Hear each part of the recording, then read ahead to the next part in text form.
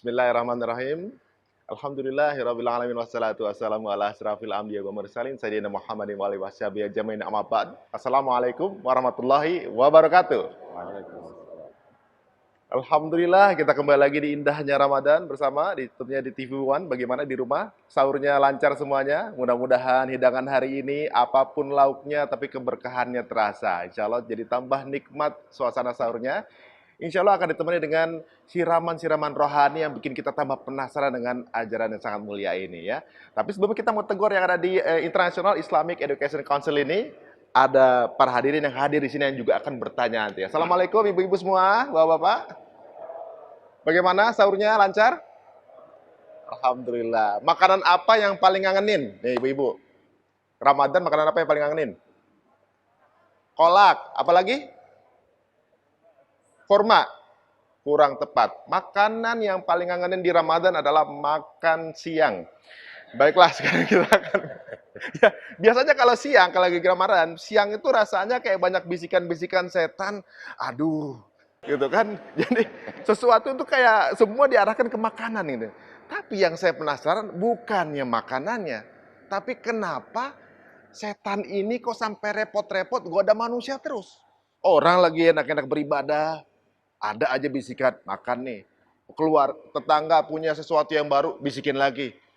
Tetangga tuh dapat dari mana tuh rezekinya tuh. Ada aja bisikan-bisikan setan yang selalu ada di kehidupan kita 24 jam sehari. Nah, ini akan kita bahas sekarang ini mengenai strategi setan dalam menyesatkan manusia.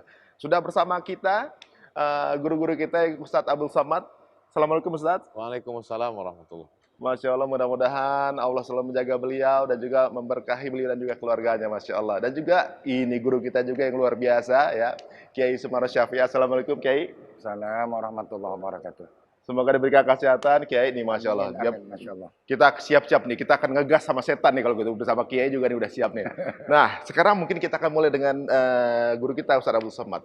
Ini bagaimana sih Ustadz? Kenapa sih ini setan ini repot-repot usaha terus sampai akhir zaman gitu, nggak berhenti-berhenti untuk menyesatkan manusia. Bismillahirrahmanirrahim. Assalamualaikum warahmatullahi wabarakatuh. Waalaikumsalam warahmatullahi wabarakatuh. Alhamdulillah wassalatu wassalamu ala Rasulillah wa ala alihi wa sahbihi wa man tabi'ahu wa mawala. Mas Ari, guru kita bersama Al-Mukarram Kiai Haji Sumarno Syafi'i. Pemirsa TV One dimanapun berada, yang bersama kita pada saat yang penuh berkah ini di International Islamic Education Council. Kalau ada ustadz yang ngomong tentang masalah Quran, biasanya disebut itu ustadz tafsir. Ustadz ngomong masalah hadis, biasanya disebut dengan ustadz hadis. Ngomong masalah fikih, disebut ustadz fikih. Saya khawatir Mas Ari nanya masalah setan nanti disebut tapi karena bertanya apa boleh buat saya mesti jawab. Iya. Syaitan itu diambil dari kata syata yashitu syaitan. Padanan katanya adalah dua. Yang pertama halaka, artinya binasa. Yang kedua adalah ba'uda, artinya jauh. Mengapa dia disebut jauh? Karena dia jauh dari rahmat Allah. Mengapa disebut dia halaka? Karena dia binasa. Sedangkan kita kekal abadi di surga nanti insya Allah. Setiap menyebutkan makhluk selalu disebut dua. Qul la in ijtama'atil jinnu wal insu wa ma khalaqtul jinna wal insa alladzi waswisu fi sudurin nas minal jinnati wan nas. Kita selalu dinomor duakan. Kenapa? Karena memang dia lebih tua dari kita. Ada makhluk yang bernama jin. Lalu yang baik-baiknya itu, buka surat Al-Jin juz 29, yang baik-baik itu disebut dengan wa anna minnal muslimun. Kami ini ada yang muslim. Wa minnal qasitun. Kami ini ada yang kafir. Yang muslim itu disebut dengan jin muslim. Sedangkan yang kafir ini disebut dengan jin kafir dan perbuatannya jahat, jauh dari rahmat Allah, binasa, maka dia disebut dengan syaitan.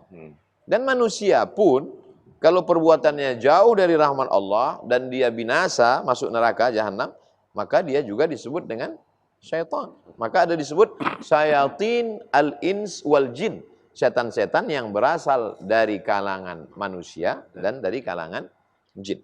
Induk dari setan yang jahat ini disebut dengan iblis. Diambil dari kata ablasa, mublisun. Iblis artinya orang yang putus asa, hopeless.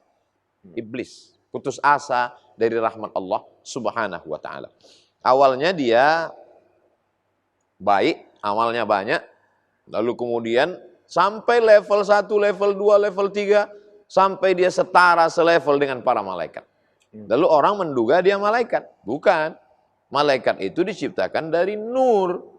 Sedangkan iblis, dia adalah jin diciptakan dari nar. Dia sendiri ngaku ketika Allah bertanya. Allah bertanya bukan Allah tidak tahu. Allah mau kasih tahu kepada orang yang tidak tahu. Ma mana'aka alla tasjuda li Adam. Kenapa kamu tidak mau sujud ketika aku perintahkan semua malaikat bersujud kepada Adam? Dia berkata, khalaqtani min nar. Aku kau ciptakan dari api. Wa khalaqtahu min tin. Sedangkan Adam dari tanah. Jadi kalau begitu ada 3 penciptaan. Manusia dari tanah, malaikat dari nur, sedangkan iblis dari nar. Bedakan antara nur dengan nar. Nur adalah cahaya, nar adalah api. Dan dia berdialog dengan Allah. Fabi'izzatika, aku bersumpah demi keagunganmu ya Allah, la'ughwiyannahum, aku akan goda mereka anak cucu Adam ini, madaman arwahuhum fi ajsadihim, selama ruh bersemayam di dalam jasad, maka aku akan goda mereka. Nabi kasih tahu, asyaitanu yajri majrad dam. Setan mengalir dalam tubuh manusia aliran darah. Fadayyiqu, maka persempit aliran darahnya. Maka kita disuruh berpuasa untuk mempersempit peredaran setan. Makanya dikatakan idza jaa Ramadan, kalau datang Ramadan, futihat abwabul jannah, dibukakan pintu surga, wa ghulliqat abwabun nar, ditutup dikunci pintu neraka, wa suffidat asyayatin, setan-setan dibelenggu. Ustaz, katanya setan dibelenggu. Kok saya terus tergoda oleh setan? Jangan-jangan saya sudah jadi setan. Kata Imam An-Nawawi ketika menjelaskan hadis ini. Hadis ini ada dalam Sahih Muslim. Sahih Muslim dijelaskan oleh Imam An-Nawawi dalam kitab Al-Minhaj, Syarah Sahih Muslim Ibnul Hajjaj. Karena kuatnya iman orang yang berpuasa, seakan-akan setan terbelenggu. Maka seakan-akan dia terbelenggu. Masya Allah. Begitu kata Imam An-Nawawi. Masya Allah. Jadi, waduh, ini ibaratnya berarti kalau jin tadi itu sebenarnya adalah pinter ya, ilmunya luar biasa sebenarnya. Jadi dia hanya fokus mengingkari perintah Allah, tapi bukan fokus siapa yang memerintah. Akhirnya terjadi pengingkaran yang sampai akhir zaman. Nah, kita penasaran sebenarnya fokus dari si setan ini itu ngoda siapa sih? Apakah semua orang? Apakah untuk orang-orang beriman saja atau bagaimana? Jangan kemana-mana, kita akan kembali bersama-sama di TV One di Indahnya Ramadan.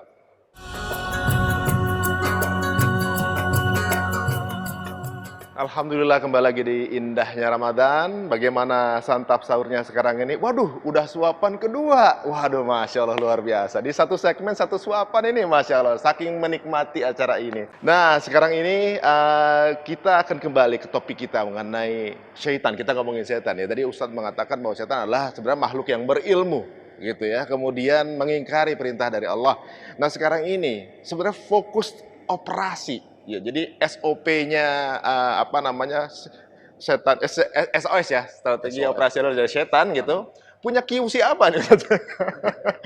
Membawa rekrutmen sebanyak-banyaknya, siapa yang jadi fokus dari strategi? Langkah yang pertama, wala udillannahum, aku sesatkan mereka. Setelah sesat, wala umanniyannahum, aku buat mereka berangan-angan, berhalusinasi dan merasa benar. Peminum khamar tahu bahwa dia salah, tapi kemudian terkadang dia mencari dalil untuk melegitimasi. Pezina, dalam hati kecilnya dia tahu dia salah, tapi kemudian mencari-cari untuk melegitimasi. Wala umanniyannahum, aku buat mereka berhalusinasi. Lalu kemudian pada puncaknya, wala amurannahum, aku akan perintahkan mereka, dan orang itu mulai dia seperti wayang dimainkan oleh dalang. Dipermainkan oleh setan. Maka mathalul ladzi yadhkurullah wal ladzi la yadhkurullah kamathalil hayy wal mayyit. Perumpamaan orang yang connect dengan Allah, berzikir, dengan orang yang lalai lupa, seperti orang hidup dan orang mati. Maka di bulan Ramadan itu setan sulit masuk karena kita betul-betul dalam kontrol dekat dengan Allah Subhanahu wa taala. Ada yang nawari makanan di siang. Ayo kita makan siang. Ana shaim, saya sedang berpuasa. Gua yang bayar. Oke, boleh juga. Ini berarti belum lagi kuat. Oh ya. La aqudanna lahum siratakal mustaqim. Dalam dialog iblis dengan Allah. Aku akan bengkokkan jalanmu yang lurus. Wala ughwiyannahum. Aku akan goda mereka. La atiyannahum min baini aidihim. Aku akan datangi manusia itu dari depan. Wa min khalfihim, dari belakang. Wa an aymanihim, dari kanan. Wa an syama'ilihim, dari kiri. Waduh. Ini semua ucapan dituliskan dalam Al-Quran. Untuk menunjukkan bagaimana permusuhan abadi. Tapi ada pengecualian. Siapa itu yang tidak bisa dimasuki oleh setan? Illa ibadaka minhumul mukhlasin. Kecuali orang yang ikhlas. Dan ibadah yang paling ikhlas adalah ibadah puasa. Nih, Kiai, kita juga penasaran nih Kiai. Sebenarnya apakah kita-kita ini digoda setan kalau Kiai atau Ustadz digoda juga nggak sih sama setan? Bismillahirrahmanirrahim. Alhamdulillah wassalatu wassalamu ala Rasulillah sayyidina Muhammad bin Abdillah wa ala alihi washabi wa man tabi'ahu huda ila yaumil qiyamah amma ba'd.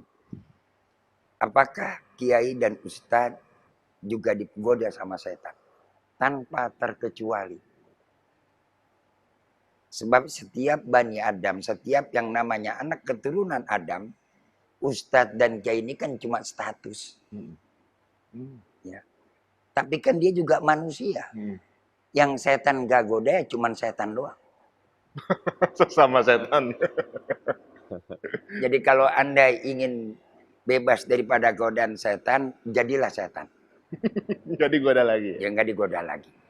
Maka ketika ada orang tanya, Kiai di mana adanya setan? Saya bilang, setan tadi udah dijawab, setan itu ada di dalam diri manusia. Di setiap sel darah merah, darah putih ada manusia. Bukan di kuburan. Ya.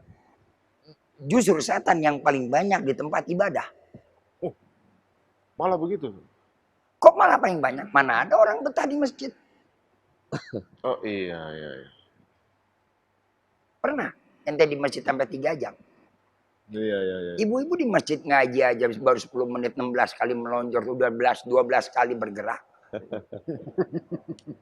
Melonjor baru 10 menit udah duduk udah melonjor.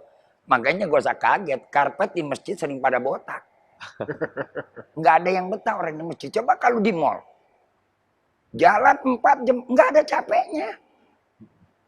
Nggak ada orang merasa capek. Coba kalau di masjid. Terawih aja tadi, kita sholat terawih. Lama dikit, habis itu imam dimaki-maki. Didehemin itu. Ya, komplain itu makmum sama imam. Imam kecepatan, dimaki-maki lagi. Kasihan orang sebenarnya, Masya Allah. Jadi tidak ada perbedaan. Maka di Islam kita berdoa, Rabbi inni a'udzubika min hamazatis syayatin. Apa makna arti hamazah? Gejolak gelombang yang ada dalam jiwa kita. Di situ dia menyentuh perasaan kita, masuk ke dalam sel darah merah, darah putih. Maka dalam kaidah sulfi, kenapa kok sampai darah yang dimasukinya? Al aslu baqa'u makana ala makana. Darah ini dari makanan. Dari asupan yang dalam tubuh kita. Asupan bukan 4 sehat, 5 sempurna. Mestinya 4 sehat, 5 halal. Oh, halal. Bagaimana setan ini akan bisa berkembang atau tidak? Bukan karena sehatnya. Tapi karena haramnya.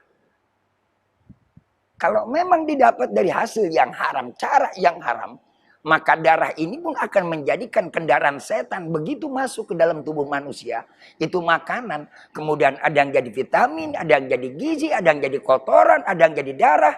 Kalau memang asalnya haram, maka di situ tempat tumbuhnya setan. Jadi memberikan akses setan ke dalam tubuh ini jadi salah satu sebenarnya tugas kita juga, Pak. Tugas kita. Nah, karena itulah saya katakan, apakah bisa tergoda? Ustadz tergoda bisa. Ya kalau ustadznya juga hitungan sama duit bagaimana? Insya Allah. Waduh, Pak Kiai makin seru sebenarnya obrolan kita ini. Banyak pertanyaan yang akan saya luncurkan nih ke Pak Kiai. Apalagi urusannya Untuk gak tergoda setan, jangan kasih setan itu masuk. Salah satunya dengan makanan. Ini menarik nih. Dan kemana-mana kita akan kupas tuntas lagi bagaimana kita tutup akses setan ini hanya di indahnya Ramadan. Jangan kemana-mana.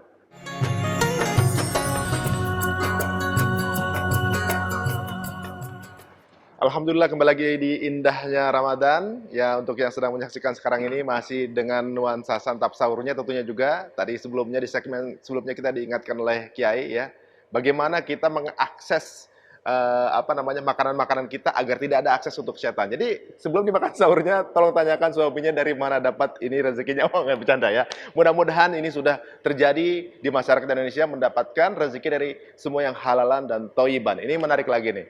Ustadz, ketika misalnya ada keluarga nggak paham didapatkan dari mana itu rezekinya, apakah kemudian keluarga tersebut juga akan mendapat aliran darahnya juga ada akses tersebut? Al-halalu bayyinun wal haramu bayyinun wa baina amrun mutasyabihat. Halal jelas, haram jelas. Tapi di antara kedua ada yang subhat. Yang subhat ini yang kagak jelas. Apakah yang kagak jelas, yang subhat ini juga akan bermasalah? Jadi masalah. Justru hal-hal yang sumber masalah itu dari yang gak jelas. Orang kafir jelas, orang Islam, Muslim jelas. Yang paling bermasalah ya orang munafik. Ya kan orang subhat. Halal bisa, haram bisa. Waman waqwa fis subhat faqad waqwa fil haram. Orang yang ada di dalam jatuh ke tempat yang subhat, makan barang yang subhat, maka dia berada makan juga barang yang haram. Bagaimana sekarang cara kita menjaganya? Tadi adalah pas'alu, suruh bertanya. Fa'alamu, suruh kita tahu. Bagaimana kita mau tahu kalau kita nggak mau bertanya? Klarifikasi bahasa orang keren. Nah, yang kedua adalah bagaimana cara kemudian juga kita mengantisipasinya, menjaganya. Maka disuruh supaya makanan itu jadi berkah. Orang makan itu minta berkah, bukan minta kenyang. Lihat doa makan. Allahumma barik lana fima razaqtana wa qina adzabannar. Kenapa ente makan, habis makan ente ngantuk? Habis buka, begitu kita buka sholat tarawih mata kita berat. What's wrong? Apa yang salah dengan makanan kita? Ente nggak baca doa. Tujuan ente makan cuma buat kenyang. Tujuan makan kita buat berkah. Berkah apa? Ziyadatul khair, bisa bertambah dalam kebaikan. Energi kita bisa mampu untuk melaksanakan kebajikan.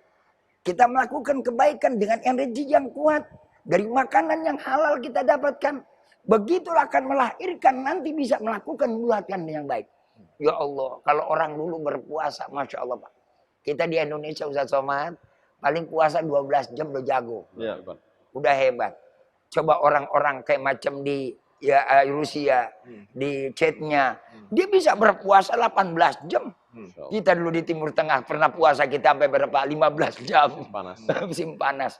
15 jam. Sekarang orang berpuasa di Indonesia, ya Allah, udah enak dah. Apalagi puasa di ruangan AC, adem. Ustaz Somad udah pakai infus. Ustaz Somad dulu masih tahun-tahun kemari dia. Tahun 90-an dia masih di sana. Saya bayangkan di Timur Tengah itu berada di tahun 80-an. 78, 79. Yang orang AC kita cuma pakai AC ini. AC air itu. AC angin berobak pakai model di Arafah begitu. Masya Allah. Datang sampai saya bulan Sya'ban sedang panas-panasnya. Allahu Akbar. Saat itu memang lagi saat yang namanya musim korma akan mengering. Musim ini. Musim kering, musim yang namanya panas itu buat musim korma.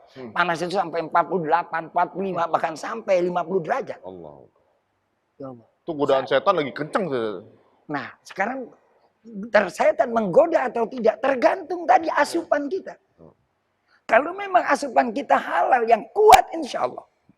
Tapi kalau asupan yang subhat, nggak usah yang haram. Yang subhat saja. Itu akan lemah. Itu akan lemah. Jadi akses pintu jangan sampai yang namanya setan ini bergerak dalam organ tubuh kita. Kita bicara dalam organ tubuh kita dulu. Sebab kita juga bisa menjadi aplikasi setan. Setan ibarat kayak HP. Oh, pakai HP dia. Nih, dia bisa menciptakan aplikasinya dalam diri manusia. Kita yang dijadikan. Maka ketika manusia sudah tergoda dengan setan, setan senyum, Pak. Enggak perlu, maka tadi disebut minal jinnati wan nas.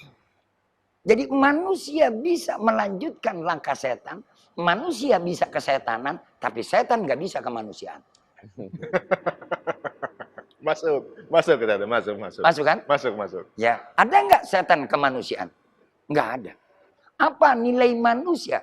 Manusia ada nilai kasih sayang. Manusia ada nilai perhatian. Kalau setan memperhatikan, tidak akan yang namanya dia ada perhitungan. Pasti dia punya hitungan. Ya, kayak orang lagi kampanye lah. Perhatian, membangun, menyumbang masjid, nyumbang madrasah, segala macam. Ya kan ada motivasinya nyari suara. Kalah aja kadang-kadang karpet masjid juga diambil lagi. Nah, ini yang harus kita sadar. Jadi manusia bisa mewakili setan, tapi setan nggak bisa mewakili manusia. Kenapa? Dari unsur aja manusia ada unsur apinya. Setan dari api. Manusia punya emosi, punya amarah. Amarah itu dari api. Nah, setan dari api. Dia masuk ada kesenyawaannya kan. Tapi kalau setan nggak ada dari air. Setan nggak akan ada diciptakan dari mintin, dari tanah. Setan nggak diciptakan dari udara. Manusia Allah ciptakan dari 4 unsur. Ada api, ada air, ada tanah, ada oksigen. Itu kan manusia butuh dari situ. Nah, si jin ini juga masuk dari oksigen. Karena dia halus, dia lembut. Nggak kelihatan dari udara. Saya bilang, lebih bahaya mana virus dengan yang namanya setan. Virus nggak ada apa-apanya ketimbang setan. Virus dalam tubuh manusia bisa mengantisipasi dengan imun yang kuat. Virus bisa bergerak dari udara dia masuk terus terang. Ya, tapi kalau kita yang namanya setan, dia sudah masuk dalam tubuh kita, maka begitulah para ahli sufi. Ketika lihat Al-Imam Ghazali dalam kitab Ihya Ulumuddin dijelaskan, begitu dia menggerakkan napasnya, di situ dia ingat kepada Allah. Dia keluarkan napasnya, dia lagi sedot lagi, dia ingat kepada Allah. Untuk apa tadi Ustaz Abdul Somad sudah katakan? Ketika kita punya koneksi yang kuat, Ramadan ini koneksi yang paling terkuat. Hubungan yang paling hebat, yang erat. Hampir 24 jam kita dekat kepada Allah. Setan sulit masuk ke dalam tubuh kita. Jadi 24 jam setan cari akses untuk masuk nih? Tidak ada waktu bagi setan untuk istirahat. Dengan cara dari makanan iya, udara iya, udara semua aja. Kan dia bilang. Dari depan, dari belakang, dari kiri, dari kanan. Apapun. Dari apapun dia masuk. Tujuannya apa sih? Kan kita tanya. Nah ini nih yang menarik. Ya. Tujuannya apa? Pertama karena setan memiliki rasa hasud, dengki, hasad dan min indi anfusihim. Dia nggak sudi kalau ada manusia masuk ke surga. Masuk akal. Dia nggak sudi kalau ada orang itu taat sujud kepada Allah. Inni ja'ilun fil ardi khalifah. Setan ketika itu bertanya, ataj'alu fiha ma yufsidu fiha wa yasfiku dima. Sampai malaikat bertanya kepada Allah, apakah nanti kau ciptakan akan merusak ini planet bumi? Ya. Bikin pertumpahan darah, bikin lagi kerusakan. Allah jawab, ini a'lamu ma la ta'lam. Ketika Allah menjawab seperti itu, ibu-ibu dan bapak-bapak, saudara-saudara, para pemirsa, ya. Begitulah geger alam jagat. Artinya adalah ada peluang sebenarnya. Manusia bisa bikin kerusakan, manusia juga bisa bikin pertumpahan darah. Ini a'lamu ma la ta'lamu. Masya Allah. Ini kalimatnya ada ini a'lam. A'lam ada ismu tabdil. A'lamu ma la ta'lamun. Ada keterbatasan. Ketika ada keterbatasan, di situ manusia memiliki 2 fungsi. Yes or no. Dia bisa jadi warring, dia bisa jadi perang, dia bisa jadi pembunuh, dia bisa jadi melakukan kebaikan, dia juga jadi melakukan kebaikan, dan dia juga jadi merusak.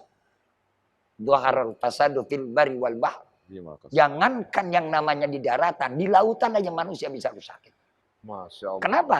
Karena tadi jiwanya udah teraplikasi dengan setan. Waduh, ini menarik ya Ustaz. Jadi Kiai ini menyebutkan beberapa unsur dalam manusia yang di dalamnya bisa aja ada akses setan.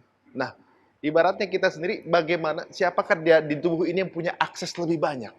Dengan cara memberikan akses kepada setan bisa masuk ke tubuh kita, bisa-bisa apa yang kita lakukan kendali dari setan salah satunya. Ini menarik sekali. Kayaknya ini akan memunculkan banyak pertanyaan-pertanyaan yang akan diluncurkan kepada Kiai ini. Ditahan dulu Kiai, mungkin masih banyak informasi yang belum tersampaikan, tapi juga mungkin ada yang akan bertanya. Kita akan kembali di indahnya Ramadan TV One. Jangan kemana-mana.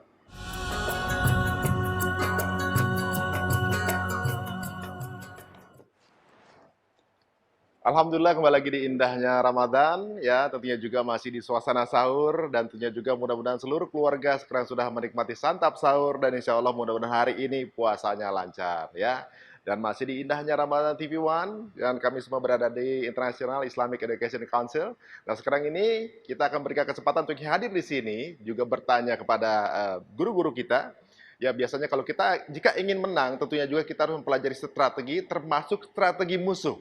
Nah, musuh umat manusia adalah setan. Nah, sekarang yang kita pelajari adalah memahami strategi dari setan. Tapi itu saja banyak pertanyaan yang akan timbul dari tema kita hari ini. Monggo, sekarang kita persilakan kepada yang akan bertanya. Mungkin akan dimulai dari Bapak, silakan. Monggo, Pak, silakan. Assalamualaikum warahmatullahi wabarakatuh. Waalaikumsalam warahmatullahi wabarakatuh. Tadi Pak Kiai menyebutkan ada 4 sisi masuknya setan. Kiri, kanan, Depan. muka, belakang. Kalau kita lihat dari segi dimensi yang kita punya itu ada 6 dimensi. Atas Pak bawah. Kiai tidak menyebutkan di atas Atas dan di bawah. Apa maksudnya? Terima kasih.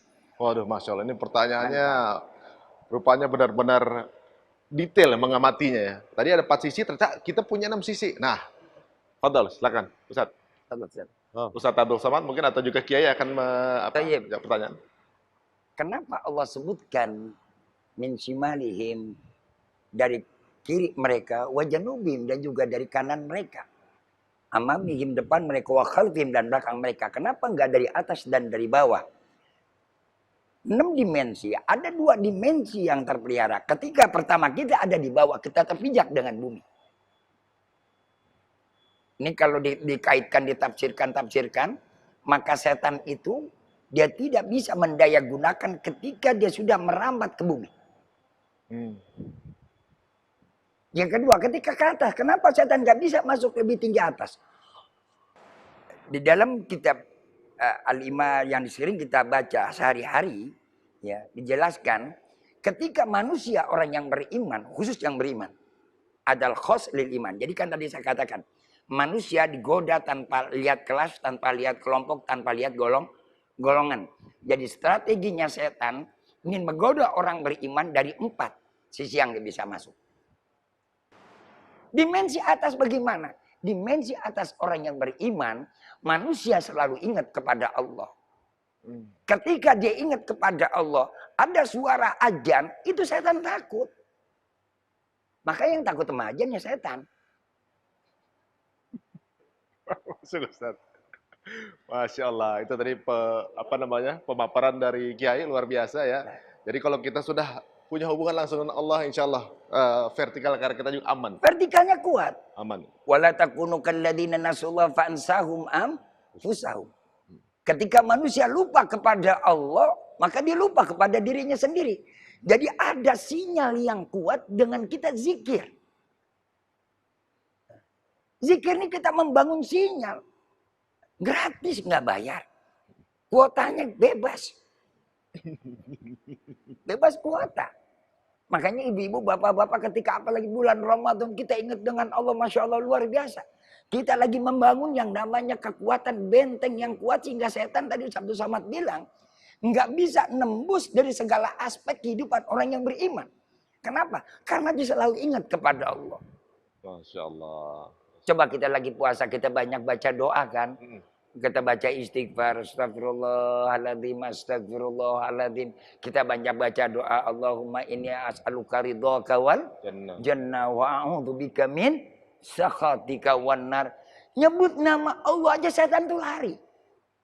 Nah, karena itulah dimensi atas ketika ini banyak ini kalimatullah begini begitu besar. Ya.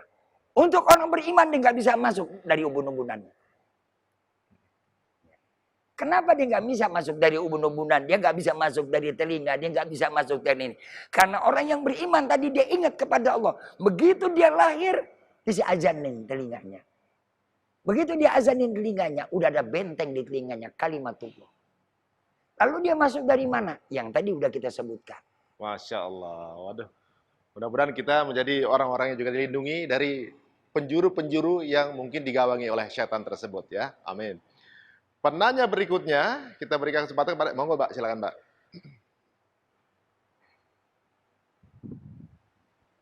Assalamualaikum warahmatullahi wabarakatuh. Waalaikumsalam warahmatullahi wabarakatuh. Tadi disebutkan bahwa setan akan punya strategi tertentu untuk menggoda anak Adam, manusia, sejak dia lahir sampai dia meninggal, sampai dia wafat. Yang ingin ditanyakan adalah, kalau setan aja punya strategi, bagaimana strategi kita, cara kita mempersiapkan Menghadapi setan. diri dalam menghadapi godaan setan di akhir penghujung umur usia kita. Nah, ini Terima kasih. Masya Allah. Ini jadi Masya perang Allah. strategi ini Ustaz. Hebat. Menurut Ustaz bagaimana nih? Bagaimana strategi kita biar kita nggak kalah marketing sama setan itu? Yang pertama mesti kenalan sama setan. Oh, kenalan. Itulah perlunya ilmu setan. Iya, iya, iya. Araftu syarra la lisyarri walakin lijtinabihi. Saya tahu ilmu kejahatan bukan mau buat jahat, tapi mau menghindari kejahatan. Kejahatan. Maka ada istilahnya kriminolog. Jadi kalau terjadi sesuatu, bapak-bapak dari kepolisian mau wawancarai kriminolog. Sampai S3 di kampus-kampus kita ada jurusan kriminologi, ilmu tentang kriminal, profesor kriminolog mengerti. Dan inilah pembahasan kita tentang langkah setan, asal setan, perbuatan setan, bagaimana kesenangan setan, manama siapa yang tertidur, walam yusolli sampai tidak sholat subuh, balas syaitanu fi udhuni, setan kencing di telinganya. Berarti kita sudah menyediakan toilet setan. Kemudian dari mana pintu setan masuk? Setan masuk itu alladzi waswisu berbisik. Di mana dia berbisik? Fi sudur. Sudur dada, kiri kanan. Yang bagian mana? Ternyata ada satu lagi. Ala fil jasadi mudghah. Dalam jasad ada segumpal. Idza salahat salahal jasadu kullu. Kalau dia baik, maka yang lain ikut menjadi baik. Wa idza fasadat fasadal jasadu kullu. Kalau dia rusak, yang lain ikut menjadi rusak. Mana dia? Ala wahyal qalb. Ternyata dia jantung. Kata Nabi, asyaitanu yajri majrad dam. Dia mengalir dalam aliran darah. Jantung menyemburkan darah. Berarti di situ letaknya. Maka guru-guru kita mengajarkan letak hentakan zikir itu di situ. Zikir ismuzzat. Allah, Allah, Allah, Allah, Allah. Maka kita diajarkan untuk berzikir, untuk mengusir setan. Kenapa setan tidak pergi? Karena zikirnya hanya di ujung bibir, di tepi lidah. Zikirnya tidak di hati. Apalagi kalau zikirnya streaming. Hidupkan untuk lihat yang dilihat. Maka kita mesti melihat ke dalam diri kita. Kita lebih mengetahui itu. Apa amal yang paling afdal yang Rasulullah? Antufariqad dunya, kau tinggalkan dunia. Walisanuka ratbun, lidahmu dalam keadaan basah. Bizikrillah, berzikir melihat Allah. Kalimat yang paling afdal di antara zikir, subhanallah zikir, alhamdulillah zikir, Allahu akbar zikir, istighfar zikir, salawat zikir, afdalu zikri. Dalam hadis, seafdal paling afdal zikir la ilaha illallah. Kenapa la ilaha illallah? Allah mengumpamakan la ilaha illallah itu kasyajaratin thayyibatin, seperti pokok kayu yang kokoh. Bagaimana pokok kayu yang kokoh? Asluha sabitun, akarnya menghunjam ke dalam tanah. Akar tunggal ke dalam tanah ke bawah, wa far'uha fis sama, sedangkan cabangnya, pucuknya ke atas. Maka kalau kuat tauhidnya, kuat akidahnya, dibaringi dengan amal, datang pertolongan Allah. Huwallazi anzala sakinata, dia yang menurunkan ketenangan fi qulubil mu'minin, ke dalam hati orang yang beriman. Kita hanya menyiapkan cawannya, maka cairannya biarlah Allah yang akan menurunkannya ke dalam. Itu usaha kita, itu ikhtiar kita, tapi kita tetap tidak sombong. Andai Abdul Somad yang lebih dulu sakit di ruang ICU, datang Kiai, datang Mas Ari, maka tetap saya tidak mengatakan, aku sudah dekat dengan Allah, zikirku kuat, jangan bisikkan. Tetap mereka berdua sebagai guru dan sahabat tetap membisikkan, laqinu mautakum, talqinkan orang yang akan mati, la ilaha illallah. Jangan nanti Mas Ari datang ke Pekanbaru, gimana Mas Ari, Ustaz Somad? Kayaknya Ustaz udah tahu bacanya, biarlah dia sendiri. Tetap kita tolong. Wa minal isnaini ab'adu. Kalau kamu berdua, setan akan menjauh. Tapi berdua orang yang imannya kuat dan ikhlas. Wallahu a'lam. Masya Allah. Barusan Ustadz bilang kita tetap harus mentakilkan saudara kita. Saya barusan ditakilkan juga, ditalkin ini. Waktunya udah boleh selesai. Gitu. Talqin ya. Benar-benar. Masya Allah, luar biasa. Jadi sepertinya tadi Ustadz juga bilang bahwa kita mempelajari strategi setan bukan berarti kita ingin jadi setan, tapi ingin mengetahui ya. Kalau ada kriminolog untuk pelajari mengenai kriminologi, ya. Kalau berarti kita sedang pelajari setanologi. Setanologi. Dan setan sedang menyaksikan acara kita juga nih untuk mempelajari imanologi ya. Masya Allah. Ini luar biasa sekali hari ini, dan yang pasti memang ini belum semuanya bisa dibahas dari keterbatasan waktu. Mudah-mudahan akan memberikan penasaran kepada yang menyaksikan sekarang ini untuk lebih dalam menggali ilmunya. Luar biasa. Sepertinya karena waktunya juga harus berpisah, ini tentunya juga kita akan mendengarkan doa penutup yang akan disampaikan langsung oleh guru kita Ustadz Abdul Somad. Fadal Ustadz. Astaghfirullahaladzim, astaghfirullahaladzim, astaghfirullahaladzim. Alladzi la ilaha illa huwal hayyul qayyum wa atubu ilaih. Bismillahirrahmanirrahim. Alhamdulillahirabbil alamin wassalatu wassalamu ala asyrafil anbiya'i wal mursalin. Sayyidina wa maulana Muhammad wa ala alihi wa sahbihi ajma'in. Amin. Allahumma inna na'udzubika minal hammi wal hazan. Amin. Jauhkan kami dari kesusahan dan kesulitan. Wal ajzi wal kasal. Lepaskan kami dari sifat lemah dan malas. Wal jubni wal bukhul. Jauhkan kami dari sifat pengecut dan pelit. Wadala iddaini wa ghadabatir rijal. Lepaskan kami dari dililit hutang dan dikuasai orang lain. Allahumma inna na'udzubika min hamazatis syayatin. Amin. Jauhkan kami dari segala godaan, dari segala huru-hara, dari segala malapetaka yang ditimbulkan syaitan. Wa na'udzubika an yahdurun. Jauhkan kami dari syaitan yang datang tiba-tiba menggoda kami. Allahumma qawwi imanana, kuatkan iman kami. Wa sahih ajsadana, sehatkan badan kami. Rabbana taqabbal minna, terima segala amal kami. Wa sallallahu ala sayyidina Muhammad wa ala alihi wa sahbihi wasallam. Walhamdulillahi rabbil alamin. Ya, alhamdulillah, mudah-mudahan memberikan banyak manfaat buat kita sama-sama. Kita dengan subhanaka Allahumma bihamdika asyhadu an la ilaha illa anta astaghfiruka wa atubu ilaik. Assalamualaikum warahmatullahi wabarakatuh.